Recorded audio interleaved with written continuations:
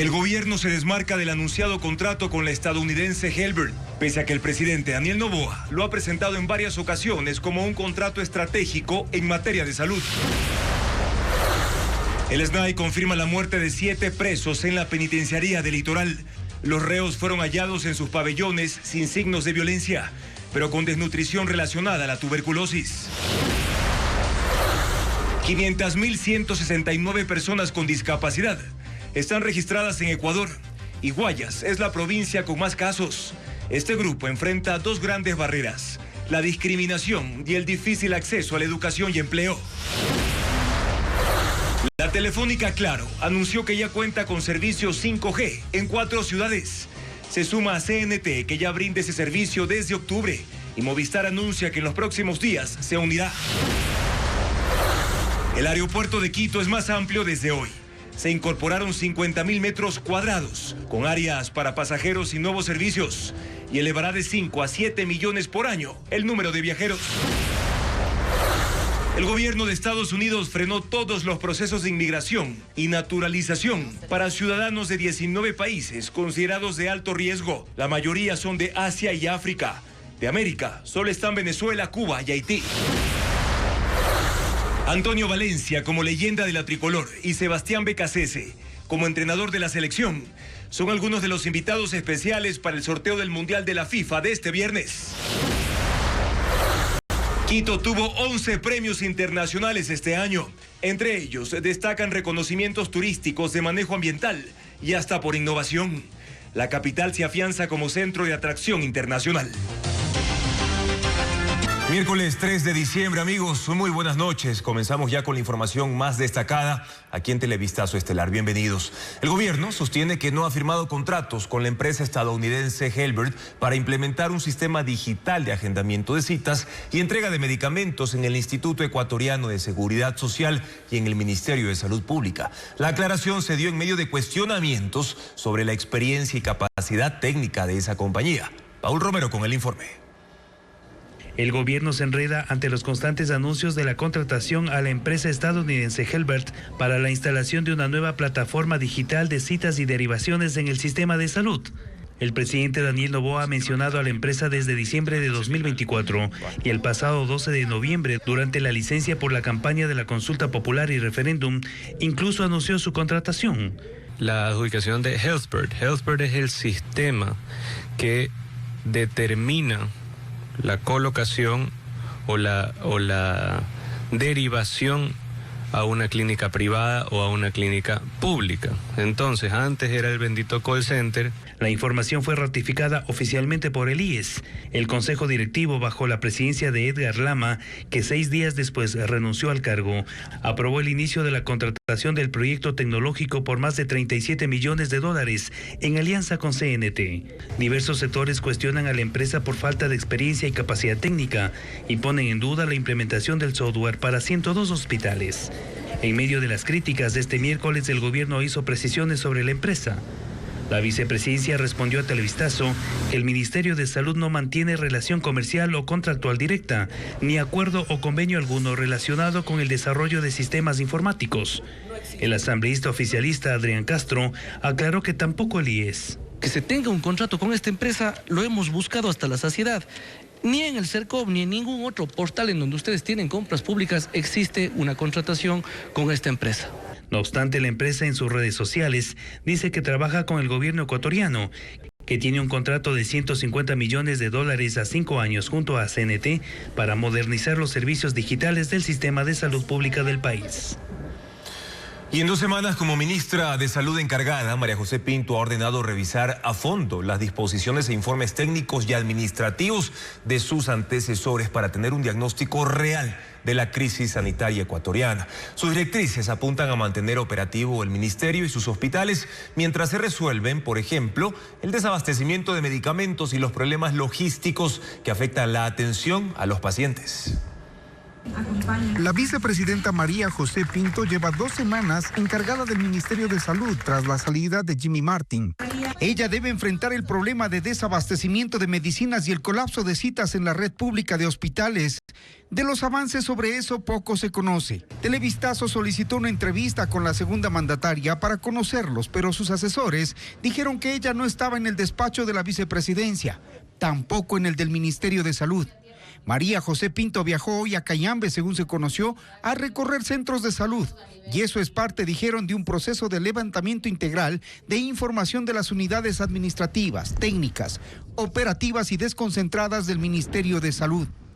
En medio de sus múltiples funciones, María José Pinto ya tiene un diagnóstico real, verificable y actualizado de la salud e identificados los nudos críticos que afectan a la entrega de los servicios. Según se entiende en las respuestas entregadas a este informativo de parte de los colaboradores de la vicepresidenta ministra. Dicen que en 2 semanas la segunda mandataria ha dado directrices para fortalecer entidades como ARTSA, ACES y CONASA para asegurar la vigilancia sanitaria y la estabilidad operativa de la cartera de salud. Ha dispuesto también que se le presenten los lineamientos para la prelación de pagos a los prestadores externos del Sistema Nacional de Salud.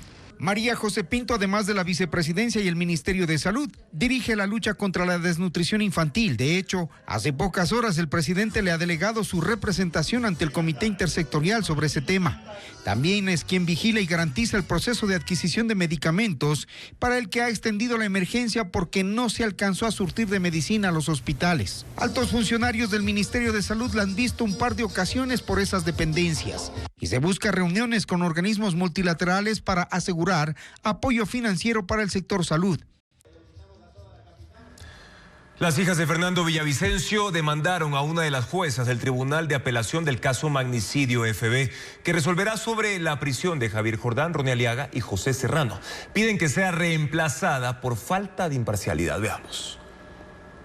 Este jueves estaba previsto que José Serrano, Javier Jordán y Ronnie Aliaga, procesados por la autoría intelectual del asesinato de Fernando Villavicencio, apelen en audiencia la orden de prisión preventiva que pesa en su contra. Pero Tamia y Amanda Villavicencio, hijas del ex candidato presidencial, demandaron a Ana Célida Burbano, jueza que a último momento integró el tribunal, en reemplazo de otro juez que pidió licencia por 12 días. Según las demandantes, Burbano no puede actuar con imparcialidad por su cercanía con el gobierno del expresidente Rafael Correa. Adjuntaron un organigrama de la Cancillería de 2012 que sigue en línea. Ahí figura Ricardo Patiño como ministro de Relaciones Exteriores y Ana Célida Burbano como secretaria general. También informaron al tribunal que el esposo de la jueza fue vicecónsul en Venezuela en el mismo gobierno y que ella falló a favor de Correa y su secretario jurídico Alexis Mera en un proceso contra Diario La Hora, que luego la Corte Constitucional observó por vulnerar el derecho a la libertad de expresión. Piden que Burbano sea separada del caso. La jueza podrá defenderse en persona o por escrito si la recusación se acepta a trámite. El tribunal aún no lo resuelve. Sin embargo, decidió posponer la audiencia de este jueves por pedido de Javier Jordán, quien designó un nuevo abogado.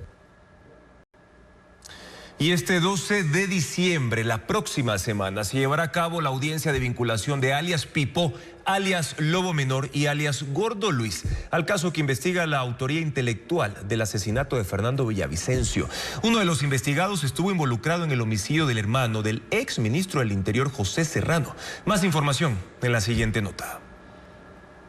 Este 12 de diciembre se realizará la audiencia de vinculación contra 3 integrantes de Los Lobos al caso que investiga la autoría intelectual del asesinato de Fernando Villavicencio. El nombre de Wilmer Chavarría, alias Pipo, es el más conocido. Es el máximo cabecilla de esa organización, recientemente detenido en España luego de hacerse pasar por muerto y obtener una falsa identidad. El segundo a ser procesado es su hijastro Ángel Esteban Aguilar, alias Lobo Menor, potencial sucesor tras la captura de Pipo. Él fue detenido en 2012 en Azuay por el asesinato del hermano del entonces ministro José Serrano. Fue sentenciado a 20 años de cárcel, pero en 2022 salió con prelibertad al cumplir la mitad de su pena. Actualmente la policía lo vincula a la minería ilegal en Imbabura y el tráfico de drogas con nexos con el cártel Jalisco Nueva Generación y disidencias colombianas. Su ubicación es incierta pese a que uno de los requisitos para salir de la cárcel era someterse a una visita mensual a su domicilio. El último informe informe de la Unidad de Reinserción del SNAI del 18 de noviembre señala que alias Lobo Menor se reporta semanalmente mediante correo institucional, que vive con su esposa en Quito y sigue trabajando en un buffet, por lo que su entorno social es positivo. Hay anexos de fotos de él presentando las tareas y manuscritos. El último a vincular es Luis Arboleda, alias Gordo Luis, quien pasó de la cárcel La Roca al encuentro en Santa Elena.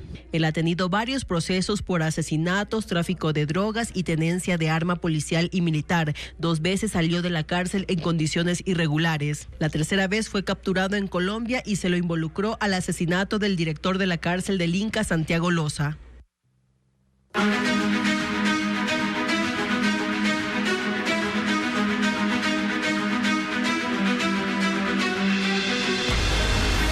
Cárceles, abandono y silencio.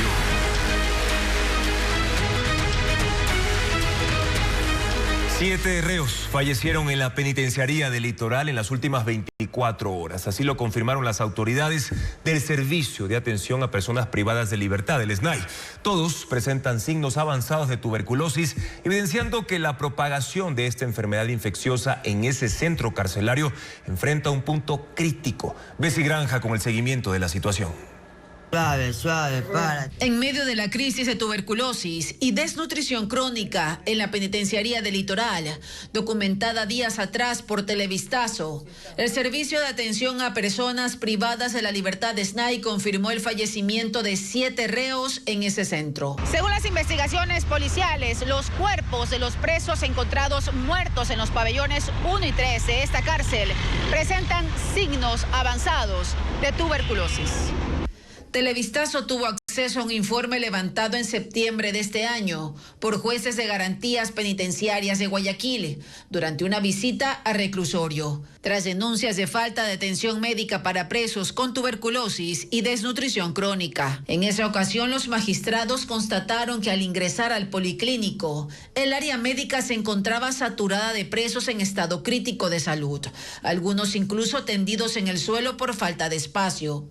El documento cita además que las personas estaban tan graves que podrían ser consideradas prácticamente cadavéricas, presentando signos visibles de caquexia, extrema desnutrición, desgaste físico severo y debilidad generalizada. Los jueces también encontraron muertos en la cárcel con presencia de moscas. Esto, según el documento, lo provoca las omisiones en el traslado a hospitales de casos graves, pese a tener medidas cautelares a su favor y en medio de la falta de ambulancias, personal de custodia y protocolos de seguridad. Una situación que sigue ocurriendo hasta la fecha, como confirman abogados. El señor adquirió la enfermedad de tuberculosis aquí dentro del recinto. Él entró sano. Eso se pudo demostrar dentro del habeas corpus que se presentó y a la fecha no tenemos mayor respuesta. Sobre esta situación se ha consultado al SNAI, que no ha respondido nuestros requerimientos.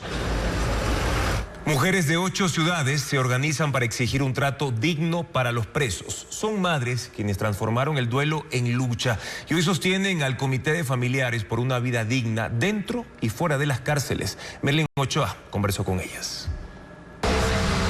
Afuera de la penitenciaría del Litoral, la cárcel más peligrosa del país, bajo un sol abrasador, llegaron en bus desde distintas provincias, otras caminaron varias cuadras. Son mujeres del Comité de Familiares por una vida digna dentro y fuera de las cárceles que no piden privilegios, exigen que sus presos no sean torturados, que no mueran. La directora perdió a su hijo de 23 años en la masacre de septiembre de 2021. Estaba preso por un celular. Desde entonces dejó su oficio de estilista y un año después levantó el comité, donde cada semana escucha denuncias y acompaña a familiares que buscan respuestas en un sistema que no las ve. Y vean realmente la reflexión de que no solamente el privado de libertad paga su condena, sino que también paga la familia. El dolor se repite. Hace 2 meses, María supo que su hijo murió de tuberculosis 3 días después por un mensaje clandestino enviado desde un celular dentro del pabellón. Otra mujer denuncia que su hermano entró con sobrepeso y hoy, tras 3 años, parece un cadáver vivo. Aquí habemos madres, hermanas, tías, primas, todos. Nosotros aspiramos a que el gobierno nos ayude en esta situación porque nuestros familiares están muriendo de hambre. Son mujeres que transformaron el dolor en lucha. El comité está conformado por aproximadamente 200 integrantes que tienen participación y están agrupadas en las 8 cárceles más peligrosas del país. Aseguran que se forman en talleres y reciben apoyo legal gracias a alianzas, pero sobreviven con rifas y pequeños aportes. Ni siquiera han logrado completar los $2,000 que necesitan para inscribir su personería jurídica. La directora aclara que su hijo murió, pero otros aún pueden volver a casa. Ellas confirman que antes recogían cuerpos de masacres, hoy recogen los presos que mueren por enfermedades que avanzan sin control. Una ley aprobada hace 2 años permite al gobierno clasificar determinada información como reservada o confidencial. Sin embargo, obliga al presidente y a sus ministros a justificar esa clasificación mediante una resolución que debe ser pública. El gobierno muestra opacidad en la entrega de información oficial o no responde solicitudes de información. Diego Puente profundiza en este tema.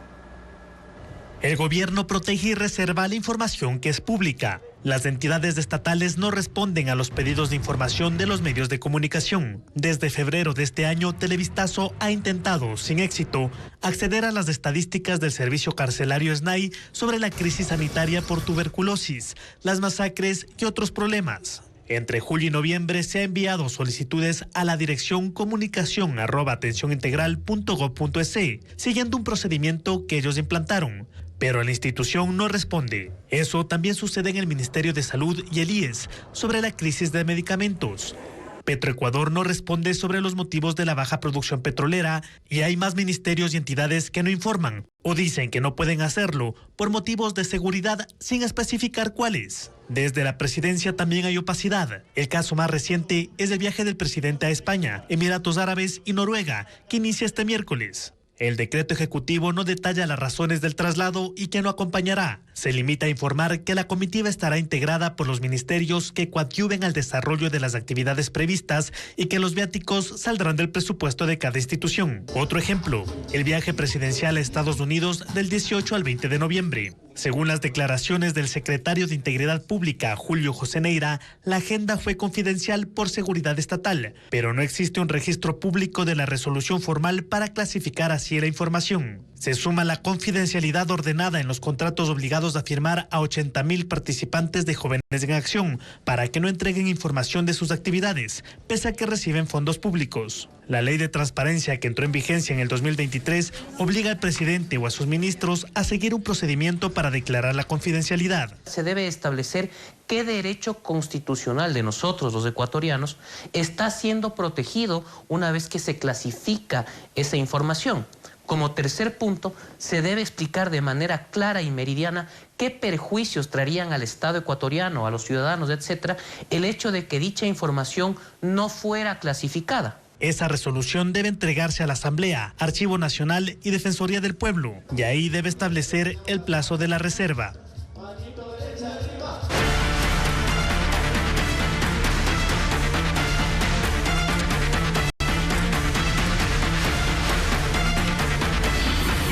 Migración. La cacería de Trump. Estados Unidos frena todos los procesos de inmigración y naturalización relacionados con ciudadanos de 19 países considerados de alto riesgo. La mayoría son de Asia y África. De América solo están Venezuela, Cuba y Haití. Ecuador no figura en la lista. Esos ciudadanos tenían restricciones para viajar desde junio y ahora su situación se complica aún más, pues autoridades federales están preparando operativos antiinmigrantes. Una nueva decisión del gobierno de los Estados Unidos endurece aún más la ya exhaustiva revisión de trámites migratorios. Ahora, las solicitudes de residencia, de ciudadanía, la renovación de la llamada Green Card que da ciudadanía permanente y trámites de asilo quedan suspendidos para migrantes de 19 países. Se frenan incluso las entrevistas para naturalización que ya estaban en trámite, así como las ceremonias para juramento de quienes estaban a punto de recibir la ciudadanía. La suspensión afecta a migrantes de Haití, Cuba y Venezuela en América, Afganistán, Myanmar, Irán, Laos, Turkmenistán y Yemen en Asia. y a ciudadanos africanos de Chad, República del Congo, Guinea Ecuatorial, Eritrea, Sudán, Burundi, Sierra Leona, Togo, Libia y Somalia. No los quiero en nuestro país, dijo Donald Trump.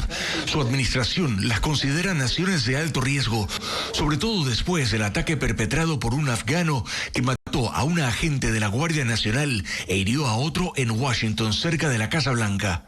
La cadena de noticias NBC, citando fuentes familiarizadas con la prohibición de viajes y con la secretaria de Seguridad Nacional, Kristi Noem, informó que la lista puede expandirse a 30 países, sin que hasta ahora se haya dicho cuáles podrían ser esas naciones adicionales. En paralelo, las autoridades federales preparan un operativo de aplicación de la ley de inmigración en Minnesota, acción centrada principalmente en migrantes somalíes. Ahí viven unos 80,000 ciudadanos de ese origen. El alcalde de Minneapolis, Jacob Frey, dice que tienen información sobre la operación, pero que los somalíes son una comunidad que hace grandes aportes y que lo último que necesitan es agentes federales ahí.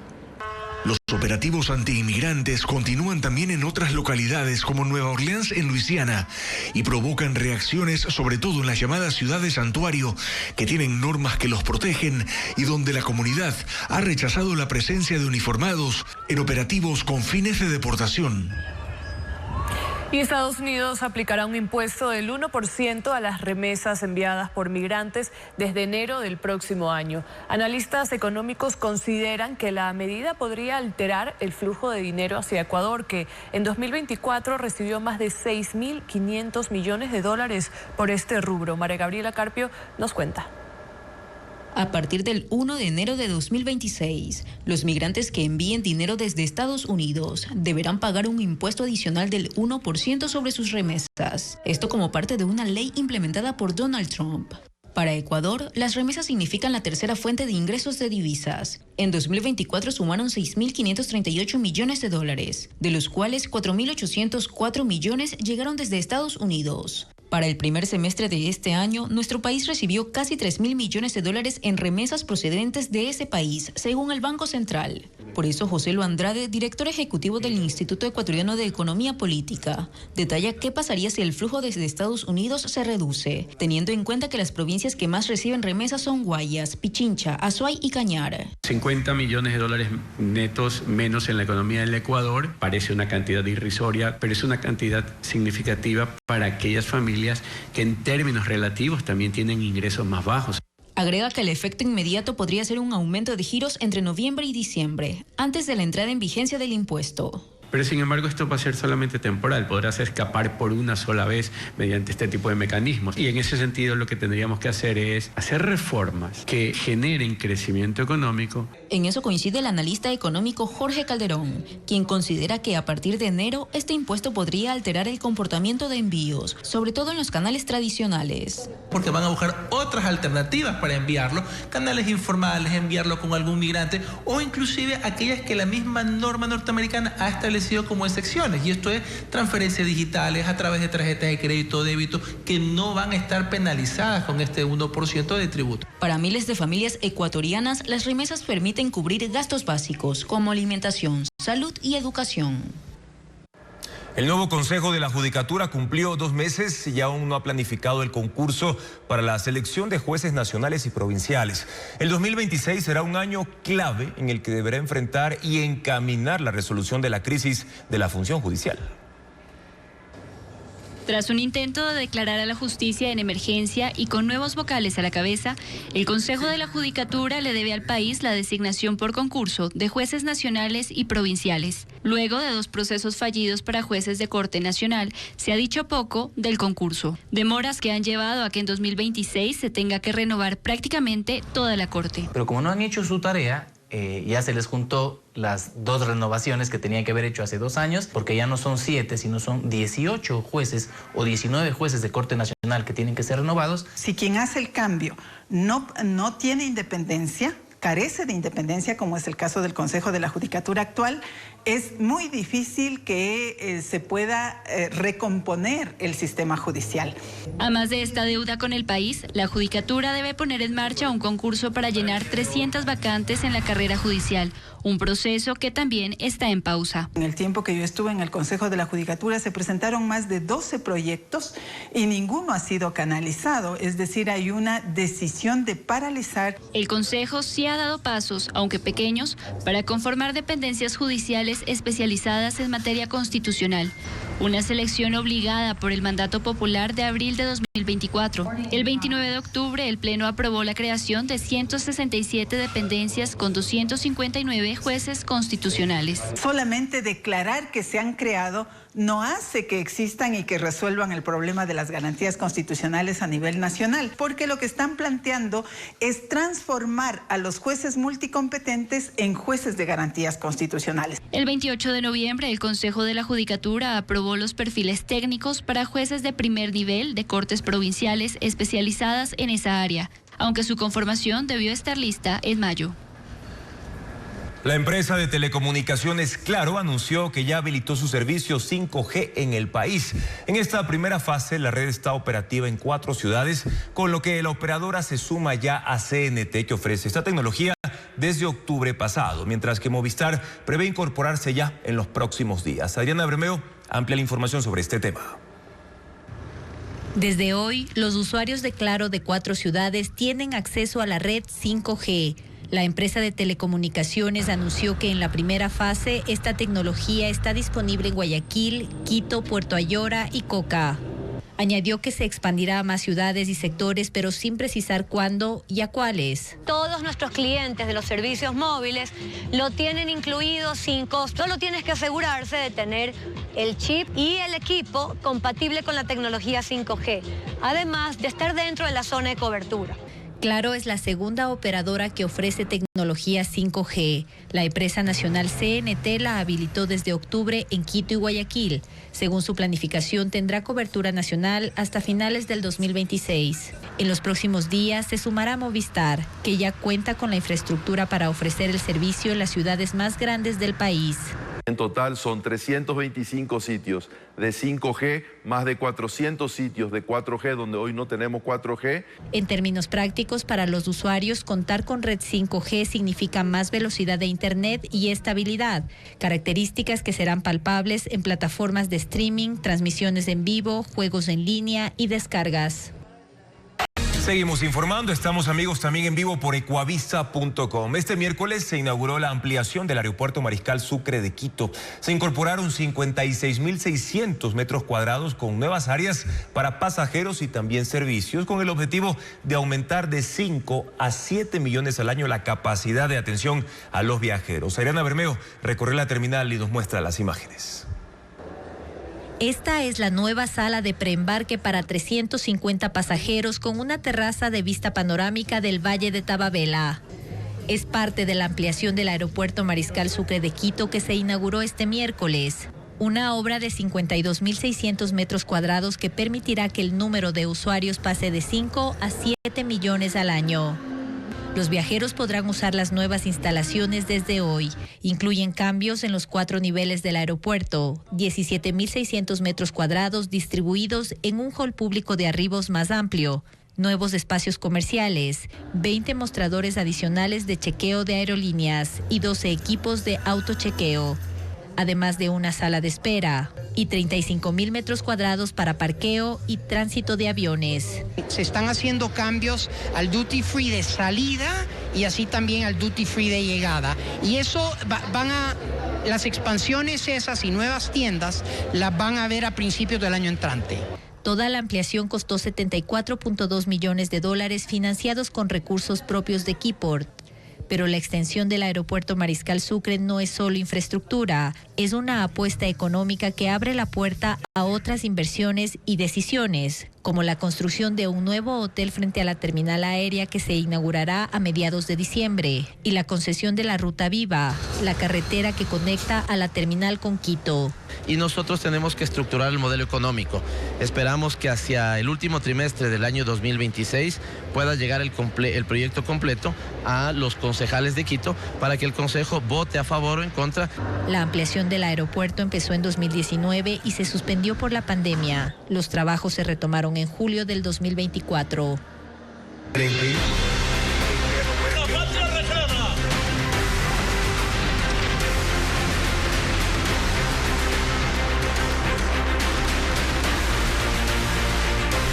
Mundo. El régimen de Nicolás Maduro condenó a 30 años de prisión al yerno del líder opositor Edmundo González y a un dirigente político del partido de María Corina Machado, acusados de terrorismo y conspiración. La sentencia se conoce en medio de las fuertes tensiones con Estados Unidos, país que anunció nuevas sanciones económicas y el aumento de la recompensa por el cabecilla de un grupo criminal venezolano. El poder nacional de la Venezuela. El régimen venezolano sentenció a la pena máxima al yerno del líder opositor Edmundo González. Rafael Tudares Bracho fue condenado a 30 años de prisión por terrorismo y conspiración.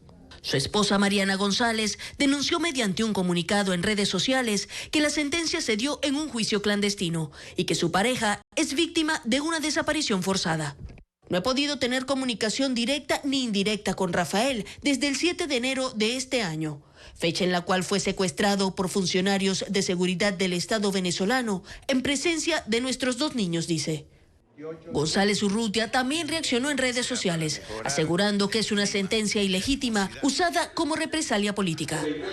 La condena se da en medio del aumento de la persecución contra opositores por la dictadura de Maduro y las crecientes tensiones con Estados Unidos, país que insiste en su presión contra el régimen. Hoy el Departamento del Tesoro anunció sanciones económicas contra 7 personas vinculadas al grupo criminal venezolano Tren de Aragua. Y el Departamento de Justicia aumentó a $5 millones la recompensa por Giovanni Mosquera, uno de sus cabecillas. Además, el presidente Donald Trump reiteró su intención de atacar muy pronto las rutas, casas y fábricas de los narcotraficantes que envían droga a su país por el Caribe. El Congreso de Estados Unidos investiga como presuntos crímenes de guerra los ataques contra lanchas con droga en el Caribe, luego de conocerse que los sobrevivientes de un bombardeo fueron rematados con un segundo misil. La polémica crece en torno a la campaña del presidente de Estados Unidos, Donald Trump, en el Caribe. Tras revelarse que en el ataque del 2 de septiembre un misil destruyó una embarcación, y a pesar de detectar a 2 sobrevivientes aferrados a los restos, se lanzó un segundo proyectil para rematarlos. Según un artículo del diario The Washington Post, la operación se ejecutó siguiendo órdenes del secretario de Guerra Pete Hegseth, por lo que el Congreso de Estados Unidos iniciará una investigación. El senador Tim Kaine recordó que el Manual de Ley de Guerra del Pentágono establece que está prohibido llevar a cabo hostilidades con el objetivo de que no haya sobrevivientes, esto por razones humanitarias y militares. No tienes licencia para masacrar a combatientes heridos sin motivo. El secretario Hegseth no negó haber dado la orden de matar a todos. Si lo hizo, sería un crimen de guerra. Hegseth, por su parte, asegura que no dio la orden. Pero ahora el Congreso planea ir aún más lejos. En los próximos días verán la presentación de 2 resoluciones, una para prohibir una guerra con Venezuela sin aprobación del Congreso y otra para impedir nuevos ataques en aguas internacionales sin la autorización del legislativo. Estados Unidos ha ejecutado 22 ataques contra presuntas embarcaciones con drogas, que dejan 83 muertos. La Casa Blanca insiste en que tiene derecho a eliminarlas por ser una amenaza narcoterrorista contra el país. Caracas denunció el domingo que entre las víctimas hay ciudadanos venezolanos. Además, una familia colombiana presentó este martes la primera denuncia formal por la muerte de un pariente en un ataque ocurrido el 15 de septiembre. El grupo extremista Hamas halló los restos de uno de los 2 rehenes que aún permanecen en la Franja de Gaza. Militantes del grupo entregaron el féretro a la Cruz Roja para ser trasladado al Centro de Investigaciones Forenses de Israel para su identificación. A la par, las fuerzas israelíes se preparan para reabrir el cruce de Rafah, el paso fronterizo de Gaza con Egipto, para la salida de palestinos. Desde el inicio del alto al fuego fue habilitado parcialmente solo para el ingreso de ayuda humanitaria. El candidato populista de centro derecha a la presidencia de Honduras, Salvador Nasrallah, toma una ligera ventaja de apenas 10.000 votos sobre su más cercano contendor Nasri Asfura. El escrutinio llega al 80% y la tensión política se mantiene hasta que el Consejo Electoral promulgue los resultados. Nasrallah se da por ganador y espera afianzar su liderato luego de que la autoridad electoral declaró un virtual empate técnico. Mientras tanto, el derechista conservador Nasri Asfura también espera el resultado, luego de haber recibido el apoyo del presidente de Estados Unidos, Donald Trump, en la etapa final de la campaña. Pero por favor. El número de muertos por las inundaciones y deslizamientos de tierra en 3 provincias de la isla indonesia de Sumatra sube a 750, con otras 650 personas desaparecidas. Tormentas que comenzaron el 25 de noviembre y el paso del ciclón Senyar causaron graves daños. Ríos se desbordaron, arrasaron pueblos en zonas montañosas, hay vías de acceso y puentes destruidos y decenas de comunidades aisladas. Según informes ambientales, la destrucción previa de bosques por actividades agrícolas y proyectos de infraestructura agravó el impacto del desastre. Rescatan a un conductor de un tráiler que quedó colgando a más de 30 metros de un puente en Virginia Occidental, en Estados Unidos. El chofer perdió el control del vehículo debido a la capa de hielo sobre la vía. Equipos de emergencia desplegaron un operativo que tomó casi 5 horas. Usaron una grúa como ancla y otra para estabilizar el vehículo y evitar que cayera al vacío. Un bombero alcanzó la cabina, aseguró al conductor con un arnés y lo sacó ileso. Y en Estados Unidos, un mapache logró colarse por el techo en una tienda de licores que estaba cerrada. Tumbó botellas y tras beber el líquido derramado se embriagó. Un empleado lo encontró durmiendo en el baño del local. El trabajador lo llevó a un refugio de animales, donde el mapache se recuperó y fue liberado en su hábitat.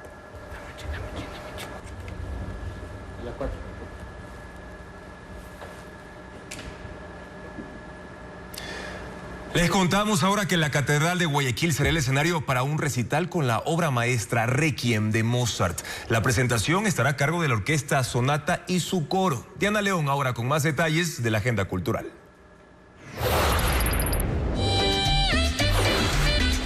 Varios artistas se presentarán este viernes en el Chuya Concierto, en el marco de las fiestas de Quito. Don Medardo y sus Players y la banda 24 de Mayo prometen ritmo y alegría. Además, Willy y Paola Tamayo interpretarán temas inolvidables de su madre, Paulina Tamayo. La cita será en la Casa de la Música desde las 8 de la noche. Me alejas, está cerca de mí si está conmigo. El MAC Cine de Guayaquil celebra su aniversario 22 con un ciclo especial de películas proyectadas en formato de 35 milímetros. Hasta este jueves habrá funciones gratuitas de Secretos y Mentiras, Colia y la ganadora del Oscar, El Artista. Hay proyecciones a las 5 de la tarde y a las 7 de la noche.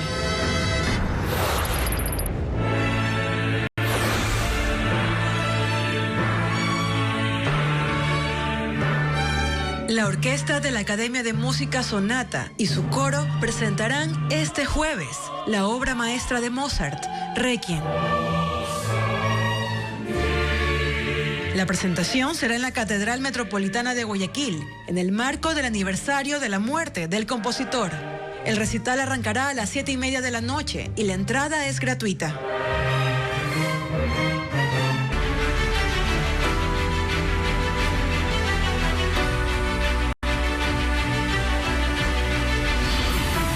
discapacidades. Una lucha incesante.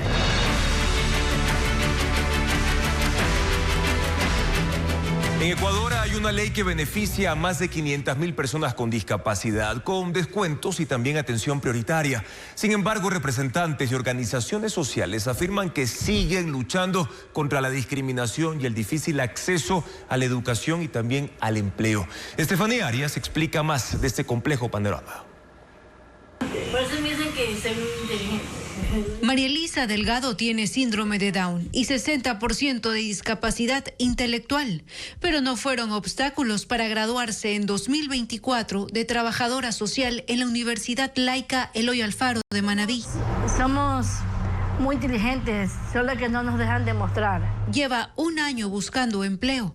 Afirma que por su condición no la contratan. He enviado mi currículum a miles de carpetas, tanto públicas como privadas. No recibo ningún tipo de llamado. El caso de María Elisa retrata la situación de las personas con discapacidad en Ecuador. Han visto avances significativos en sus derechos, respaldados por la Ley Orgánica de Discapacidades, como descuentos en servicios y preferencias en atenciones médicas. Pero afirman que aún enfrentan dos grandes barreras: la discriminación y el acceso al sistema educativo y empleo. Piden cierto tipo de discapacidad, piden ciertos niveles, ciertos perfiles, a veces no hay, pero además no se valora tampoco cuando hay perfiles altos de tercer nivel. Y menciona un problema más, que las ciudades no están preparadas en su infraestructura para que ellos puedan movilizarse. Porque no hay un transporte accesible, porque no hay un intérprete de lengua de señas, porque no hay la tecnología necesaria para la persona no vidente. Según cifras del Ministerio de Salud, en Ecuador hay 500.169 personas formalmente certificadas con discapacidad. Guayas es la provincia con más casos, 118.000. Y el tipo de discapacidad que prevalece es la física. El INEC registra una cifra mayor, 1.100.000.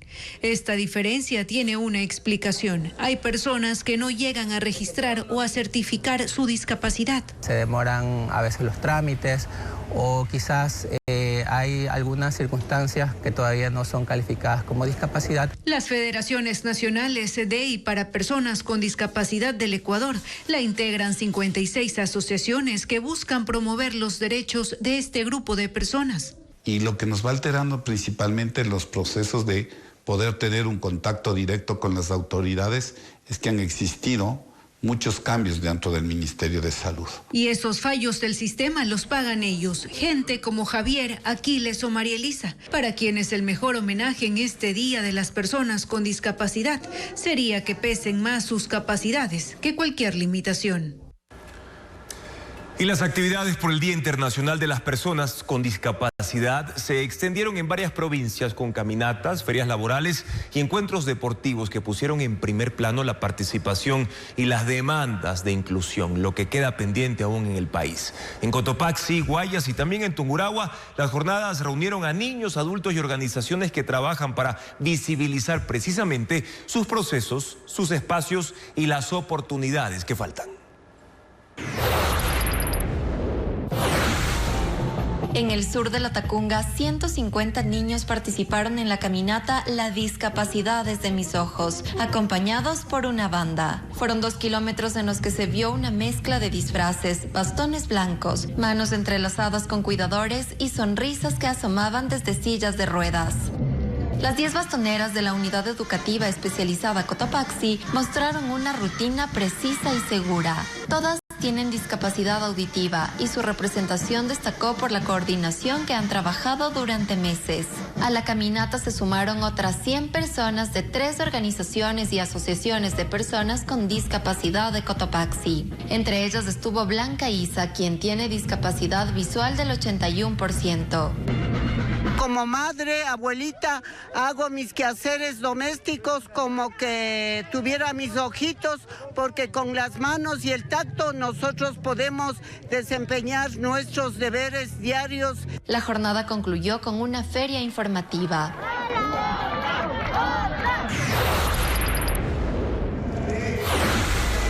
En Patate, en Tungurahua, se realizó la 4ª edición de las Olimpiadas Inclusivas. Igualdad, avanzamos en diversidad. La jornada inició esta mañana con el encendido de la llama olímpica.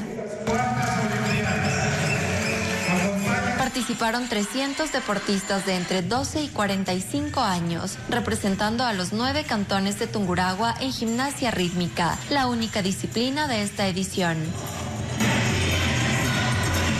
Mostraron el resultado de 6 meses de entrenamiento con rutinas que reflejaron disciplina y el esfuerzo compartido de los equipos.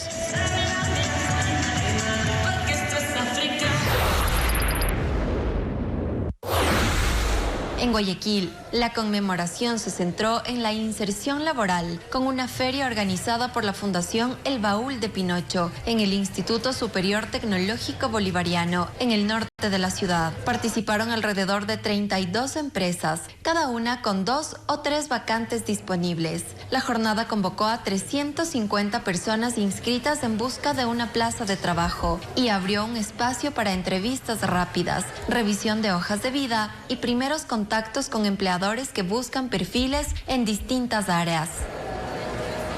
En una nota publicada por Televistazo el 22 de noviembre sobre la renuncia irrevocable del fiscal subrogante Wilson Toainga, informamos que colaboró activamente en investigaciones lideradas por la exfiscal Diana Salazar en casos importantes como sobornos, Odebrecht, Metástasis, Plaga, Purga y ligados en los que fueron sentenciados políticos, narcotraficantes, exjueces, exfiscales. En aras de la precisión, aclaramos que en el caso ligados, los procesados aún no han recibido sentencia y enfrentarán la audiencia preparatoria de juicio el 28 de enero de 2026. Continuamos con más información. Esta tarde hubo alarma en el centro de Guayaquil, luego de un enfrentamiento armado entre policías y delincuentes. En medio de la persecución, una mujer que cargaba un bebé murió cuando una bala le cayó en la cabeza. Según la policía, la balacera se originó tras un robo en los exteriores de un banco.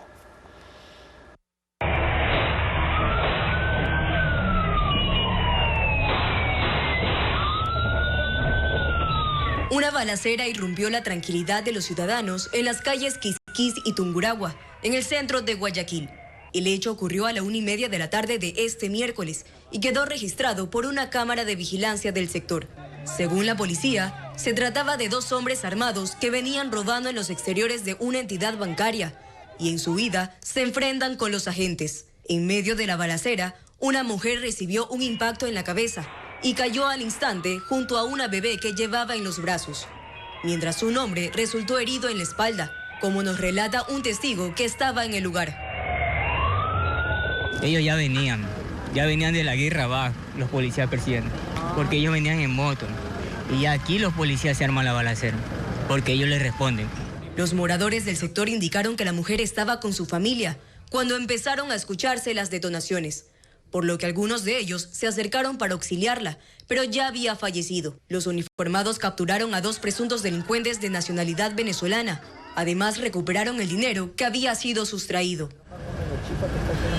Los homicidios intencionales aumentaron este año en el Distrito Metropolitano de Quito. Según el bloque de seguridad del grupo armado organizado Los Lobos, mantiene el control de varias actividades delictivas en la capital. Paul Romero con más detalles de lo que ocurre.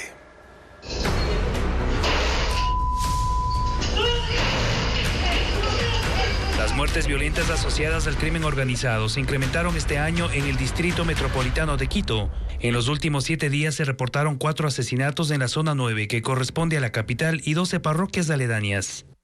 Según datos oficiales, hasta el 20 de noviembre hubo 227 homicidios. La cifra, a un mes 15 días que termine el año, superó a la de 2024, que cerró con 224 asesinatos, una tasa de 8 homicidios por cada 100.000 habitantes. Este año Quito remontó las muertes violentas de jurisdicciones que históricamente las superaron, como Orellana, Sucumbíos, Santo Domingo de los Áchilas, Santa Elena. El incremento de la violencia criminal en la capital, según información del bloque de seguridad, ocurrió por 2 factores: la presión de la fuerza pública en las zonas de mayor conflicto del país, que movilizó internamente a las organizaciones criminales de otras ciudades, y la disputa por territorio entre la organización predominante, Los Lobos, con los Tiguerones, Nietas, Los Picas, Mafia Colompico Menores, los C4, que también operan en la ciudad. Los sectores de mayor criminalidad son Quitumbe, Eloy Alfaro, Manuela Sáenz, Eugenio Espejo, La Delicia, Calderón, Tumbaco, Los Chillos y Nanegal. Como estrategia para atacar a las organizaciones, el ministro del Interior, John Reinberg, dijo este miércoles que existe una disposición del presidente Daniel Noboa para incrementar las policías comunitarias en los barrios conflictivos e implementar códigos QR para comunicación directa con la gente. En octubre pasado, la policía y la fiscalía realizaron 33 allanamientos en Quito y detuvo a 17 integrantes de Los Lobos en la Operación Libertador 3, considerada la más relevante en la capital en contra de ese grupo armado, investigado por robo, extorsión, tráfico de armas, microtráfico, secuestro y otros delitos. Un hallazgo en Muisne, en el sur de Esmeraldas, destapó otra ruta del narcotráfico en ese punto de la provincia. En una finca rodeada de cultivos, militares localizaron bajo tierra cerca de 1 tonelada de cocaína oculta desde hace semanas. Ocurrió durante un operativo que dejó 3 aprehendidos. Enterrado entre cultivos de cacao y plátano, cerca de 1 tonelada de cocaína fue localizada por militares en la parroquia Galera del cantón Muisne, en Esmeraldas. Según los uniformados, el cargamento llevaba aproximadamente un mes escondido en la zona.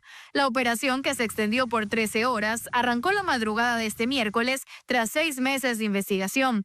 Unos 120 militares participaron en el despliegue, realizado a 10 minutos del centro poblado, dentro de una finca. En la propiedad había una vivienda y a unos 100 metros un can detectó el punto donde la droga estaba enterrada.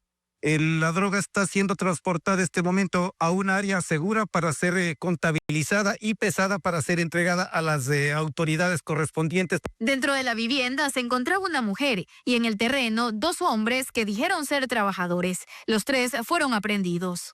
La droga y los detenidos fueron trasladados en helicóptero a la ciudad de Esmeraldas, donde continúa el proceso. Las primeras indagaciones apuntan a que la carga tendría como destino Europa o Estados Unidos. Por lo general utilizan las salidas del mar que se encuentran sobre el borde costero de Galera y los Muisne, Bolívar.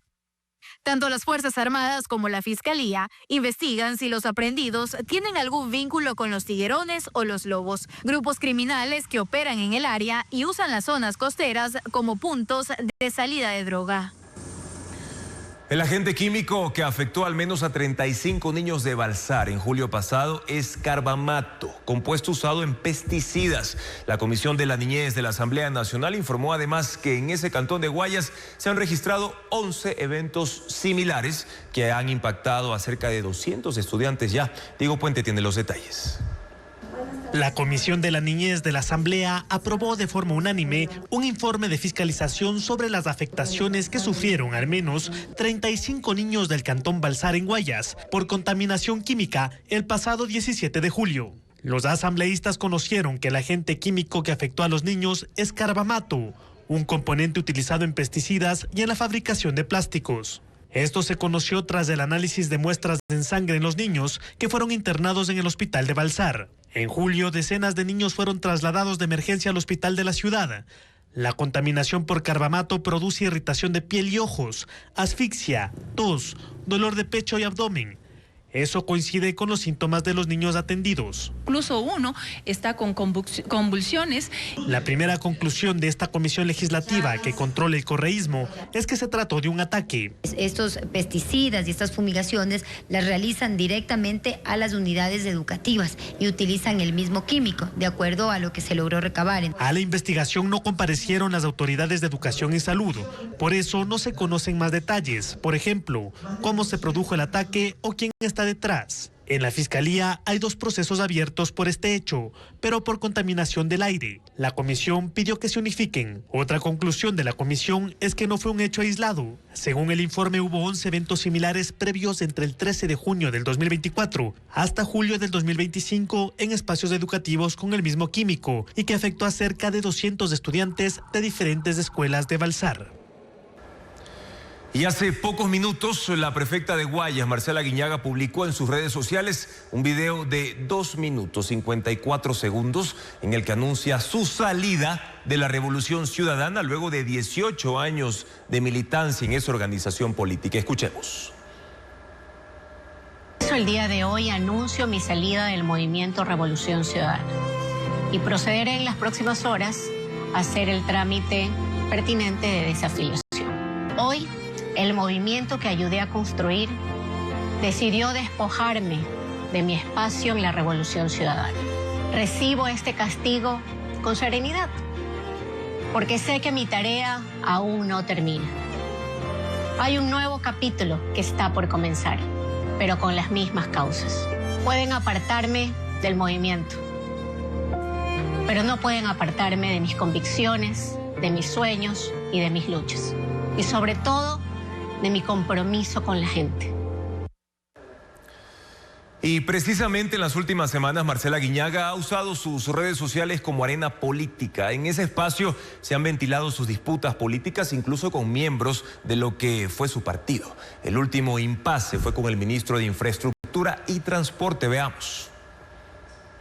Acompáñenme a hacerle una sorpresa al presidente. Era el 2023 y una sonriente Marcela Guiñaga celebraba en redes el cumpleaños número 60 de Rafael Correa. Felicidades, no sabe cómo lo extrañamos aquí en el Ecuador. Ese mismo año, y con la misma sonrisa, la prefecta mostraba, también en redes, un divertido encuentro con Isabel Noboa. Con mi tía. Isabel Noboa es mi tía. Tía y madrina del presidente Daniel Noboa. Y aunque a primera vista pueda parecer confuso, ella ha dicho siempre que está dispuesta a conversar con todos los sectores en beneficio de la provincia del Guayas. Por eso mismo ha caminado junto al presidente Noboa en las sesiones solemnes o ha recibido asignaciones presupuestarias del gobierno para desarrollar obras. En algunos momentos incluso autoridades de su propia tendencia han sentido que ella defiende los intereses del gobierno. Pero el doble discurso de ella en su momento me molestó. Pero Guiñaga también se ha enfrentado públicamente con miembros del gobierno. Lo más reciente, sus intercambios de tweets con el ministro de Infraestructura y Transporte, Roberto Luque. En una entrevista televisiva, ella aseguró que las asignaciones para la construcción del quinto puente estaban atrasadas. En la red X, Luque le respondió: Prefecta Marcela Guiñaga, el quinto puente es una obra estratégica para el gobierno nacional. No nos haga pensar que nos hemos equivocado al seleccionar nuestro socio estratégico. Y le asegura que las asignaciones están al día. Ella le responde que la información que le han entregado no es correcta y que para evitar dimes y diretes lo invita a una reunión. Pero así como se enreda en enfrentamientos, también protagoniza reencuentros. Uno reciente, el de ella en el balcón del municipio, con el alcalde del que se había distanciado hace poco y además... Adivinen quién nos acompaña. Con Lourdes Tibán, opositora del correísmo. Casi digo rana, ¿cómo se llama la...? Luisa. No seas bruja, no seas bruja. Y estas últimas publicaciones parecen haber sido la gota que rebosó la copa, o mejor dicho, la paciencia del líder de la Revolución Ciudadana, que también por redes ha invitado a salir del movimiento a la prefecta del Guayas. No me vengan a dar lecciones de carácter. Eso hasta ahora, porque esto se trata de política y de redes sociales, una combinación en la que cualquier cosa puede pasar. Guayas, pues de aquí se ve lo... Hablemos ahora del caso Celu en contra del excontralor Pablo Celi, que se reactivó tras la detención de un implicado que rindió testimonio. Jacqueline Rodas con los detalles. El caso Celu, sobre el perdón de una glosa de 111 millones de dólares a la empresa telefónica Conecel, se reactivó tras la detención de Luis Miño, exdirector de la Contraloría, quien estaba prófugo. Miño decidió cooperar con la Fiscalía y pidió ser juzgado mediante procedimiento abreviado para acceder a una pena menor. Este lunes rindió testimonio anticipado en contra de su jefe, el entonces Contralor General del Estado, Pablo Celi, actualmente en arresto domiciliario y con 3 procesos penales a cuestas. La Fiscalía informó que Miño testificó que el 28 de junio de 2019, Celi lo llamó a su despacho y le ordenó el desvanecimiento inmediato de la millonaria glosa. Según Luis Miño, por la presión, no revisó el informe técnico y los humilló para que Pablo Celi lo firme. Si no cumplía la orden, tendría graves consecuencias: la supresión de su partida y su salida de la institución. Miño aseguró que fue coaccionado por Celi para eliminar la glosa. 5 meses después, en noviembre, buscó el expediente del caso para una reunión, pero el documento desapareció, señaló el testigo. En 2021, cuando el caso se hizo público, Conecel emitió un comunicado asegurando que no hubo una glosa en firme, sino una predeterminación de responsabilidades para funcionarios públicos, que la empresa cumplió con la ley y nunca fue señalada. El caso Celu, por tráfico de influencias, está pendiente de la audiencia preparatoria de juicio para Celi y Miño. El excontralor ya tiene una sentencia de 13 años de prisión por delincuencia organizada en el caso Las Torres y un llamado a juicio en el caso China Camse. El aumento del consumo interno de combustibles y la caída de la refinación obligan a importar más derivados y reducen así las exportaciones de crudo. Según previsiones del gobierno, esta situación debilita aún más los ingresos petroleros y no mejorarán, al menos en el corto plazo. Los datos con Hernán Higuera. Entre enero y septiembre del 2025, el país consumió 9.6 millones de barriles de diésel, 7.3 millones de barriles de gasolina y 4.1 millones de barriles de gas licuado de petróleo. De estos datos, en comparación del año anterior, se registra un aumento del 2.5% del consumo de gas. Esto porque es el único combustible que en Ecuador mantiene subsidio. Las afectaciones operativas y de refinación redujeron la disponibilidad de derivados para el consumo interno en este año, obligando al incremento de las importaciones y la disminución de las exportaciones de crudo. Estas últimas cayeron en un 69.3% en volumen, 11.6% en precio. Los 35 días de paralización de la industria hidrocarburífera incidieron en la crisis, dice Darío Dávalos. Lo óptimo sería utilizar menos recursos para hacer estas importaciones de derivados y así Petroecuador pueda destinar esos recursos al cumplimiento de sus proyectos dentro de toda su infraestructura para un mejoramiento, por ejemplo, en el caso de la refinería. Entonces, eso sería lo óptimo. El negocio para la empresa hidrocarburífera ecuatoriana este año resultó en contra. Es así que de enero a septiembre los ingresos por ventas internas de diésel, gasolina súper y gas alcanzaron los 3.938 millones de dólares, mientras que importar esos mismos productos para abastecer la demanda costó 4.722 millones de dólares. Es decir, un egreso no previsto de 784 millones. Estas cifras podrían variar muy poco en el último trimestre y para el año 2026 el mismo gobierno estima, según la proforma presupuestaria, que los ingresos petroleros no mejorarán en el corto plazo. Por ello está en marcha un plan de exploración e inversiones privadas con las que se espera superar esta crisis que ha sido catalogada como la peor para la principal empresa del Estado.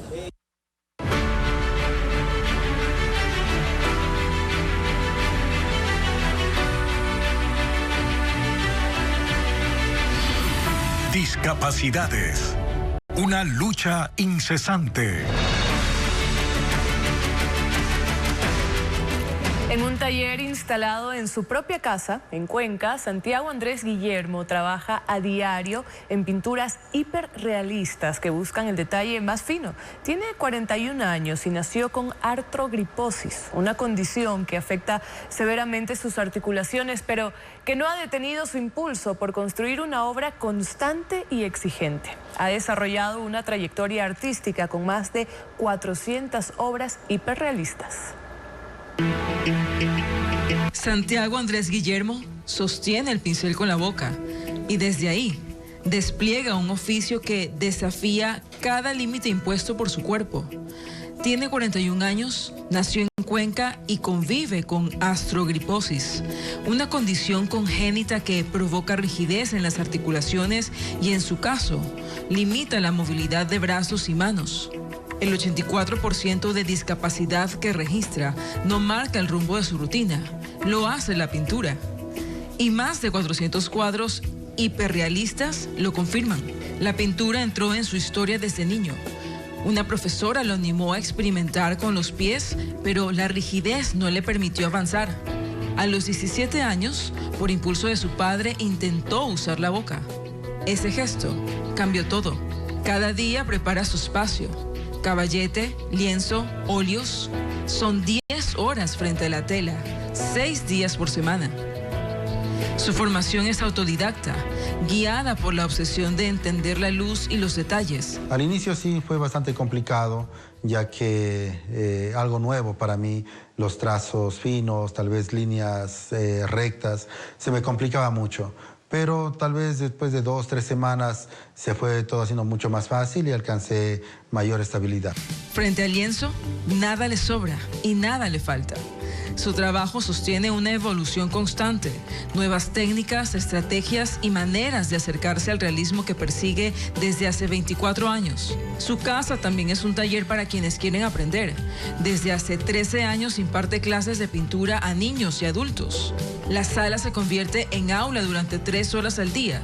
Enseña trazos, sombras, difuminados y mezcla de color. Bueno, si yo uso mi boca y puedo pintar, ellas pues con mucha más facilidad van a hacerlo. Las obras de Santiago han sido exhibidas y vendidas en México, Estados Unidos, Francia, Alemania e Italia. Las Olimpiadas de Habilidades Especiales, que son las Avilympics, que se han llevado a cabo en Seúl, Corea, en 2011 y en Burdeos, Francia, en 2016. En ambas ocasiones tuve la gran bendición de obtener el 4º lugar a nivel mundial. Más allá del arte, su vida se sostiene en una estructura íntima.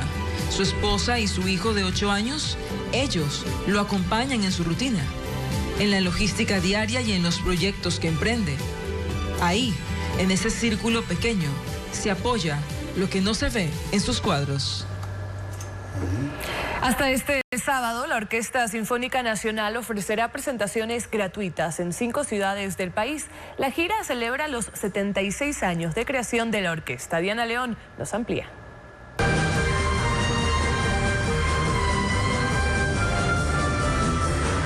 El Coliseo Jorge Raura de Otavalo, en Imbabura, fue el punto de partida de la gira nacional de la Orquesta Sinfónica del Ecuador, la noche de este martes, 2 de diciembre. 70 músicos dirigidos por el maestro David Arutuñán recorren 5 escenarios esta semana para celebrar junto a su público el aniversario 76 de este conjunto musical. Presentan un amplio repertorio de música nacional junto al cantante Gustavo Velázquez.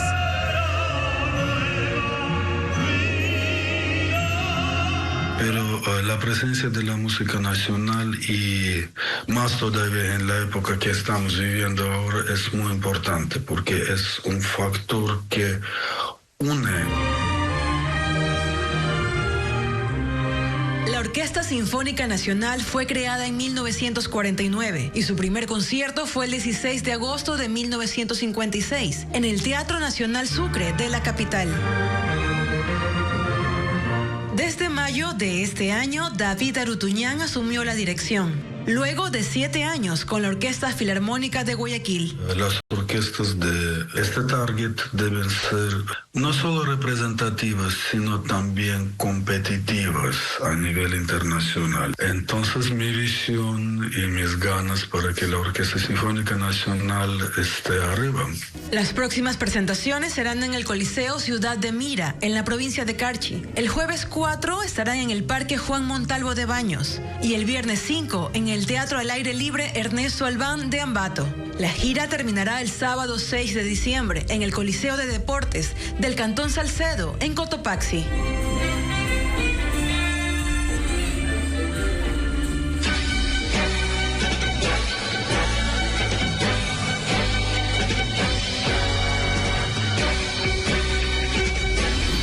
Quito de fiesta, un respiro necesario. Yo soy estudiante quiteño, la vida me pasa. Quito cierra 2025 con 11 premios internacionales que reconocen su crecimiento, planificación y también su innovación. Los galardones abarcan ámbitos como turismo, tecnología, urbanismo y desarrollo rural y confirman que la capital está hoy en la mirada global. Joel Vanegas con más detalles de estos reconocimientos. La forma de crecer de Quito, de planificar, de desarrollarse y de mostrarse al mundo fue reconocida con 11 premios internacionales este 2025. Los galardones fueron en los sectores turístico, urbanismo, desarrollo rural, tecnología y ambiente. Nos evidencian es que Quito está en los ojos del mundo. Es decir, es un destino que sigue a la vanguardia, es un destino que sigue atrayendo visitas a nivel internacional. Entre los premios más relevantes, la UNESCO declaró a la capital como ciudad creativa en la categoría de arquitectura, destacando su capacidad de innovación y la identidad urbana al conservar su patrimonio. Quito obtuvo también el World Travel Awards 2025, conocido como el Oscar del Turismo, en las categorías Destino Cultural Líder de Sudamérica y Destino Turístico Inteligente. La ciudad fue premiada además como mejor destino para bodas y eventos corporativos.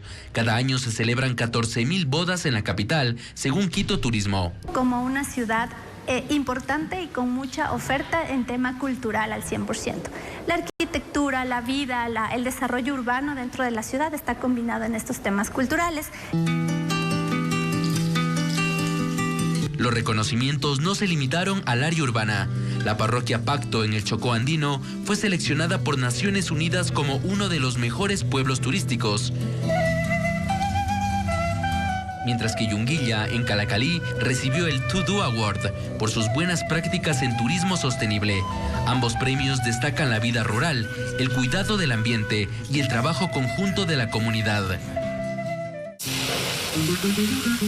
Además, restaurantes, hoteles, bares y cafeterías de la ciudad ingresaron a rankings regionales y globales por sus propuestas innovadoras. Otros galardones tienen relación con innovación tecnológica, educación y transporte. El impacto de estos premios se refleja en la recepción de turistas internacionales, que creció un 10% frente a 2024. La mayoría de visitantes llega desde Estados Unidos, España y Colombia. En este año se han registrado 1 millón de búsquedas de vuelos hacia la capital, que recibe la mitad de los vuelos internacionales que arriban al país. Quito de fiesta, un respiro necesario. Yo soy el Chuyita quiteño, la vida me pasa. Continúa la celebración en la capital porque la agenda por las fiestas de Quito incluye presentaciones artísticas, serenatas quiteñas, conciertos de música clásica e incluso un torneo internacional de tenis femenino. Hay opciones para todas las edades y gustos en distintos puntos de la ciudad. Veamos las actividades que se desarrollarán.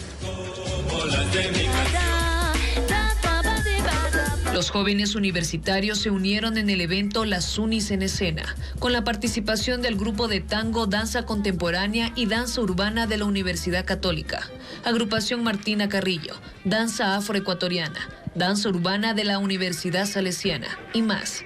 Se desarrolla en la calle Bilbao y Mena Camaño.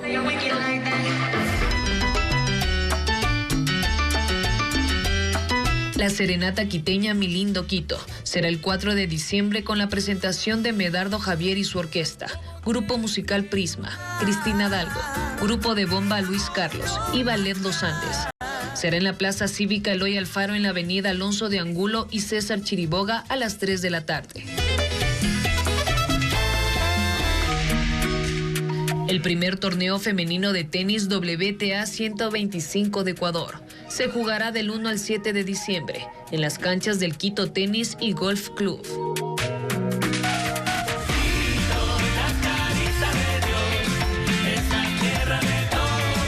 La trilogía cumbiambera se desarrollará el 4 de diciembre en el Teatro Sucre con la participación de la Orquesta La Familia, Papaya Dada y Azuquito a las 7 de la noche. No necesito palabras, mi amor. El Bolivarazo en el Pasaje Espejo se llevó a cabo hoy con la presentación de Inconcerto. Esta propuesta lleva a la música clásica a escenarios inesperados. Ana María Palacios estuvo en ese sector y nos cuenta los detalles de este evento por las fiestas de la capital, que también contó con la reina de San Francisco de Quito.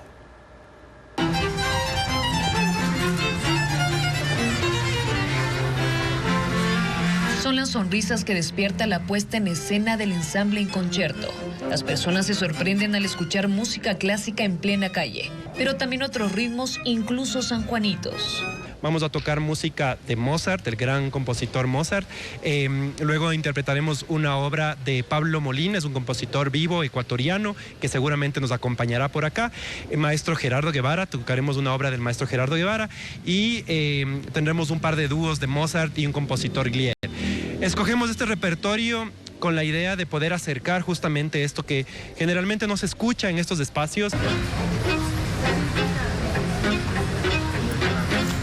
Inconcerto tiene 13 años llevando música académica a espacios inesperados de Ecuador. La finalidad del arte es esa, ¿no? Como transformar entornos, transformar personas. Esta presentación forma parte del Bolivarazo por las fiestas de Quito, una propuesta que busca reactivar el pasaje Espejo desde la calle Venezuela hasta Las Flores. Cafeterías, chocolaterías, pizzerías, fruterías, todos nos hemos activado justamente porque hemos pensado que Quito debe salir ya de la sombra.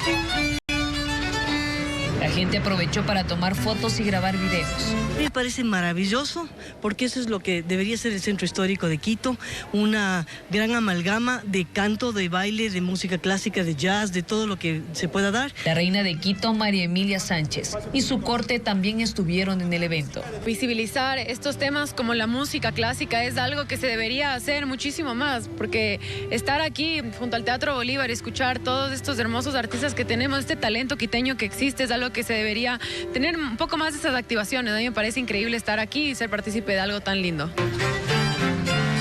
El Bolivarazo se extenderá hasta el 6 de diciembre con diversas actividades llenas de sabor quiteño en el corazón del centro histórico.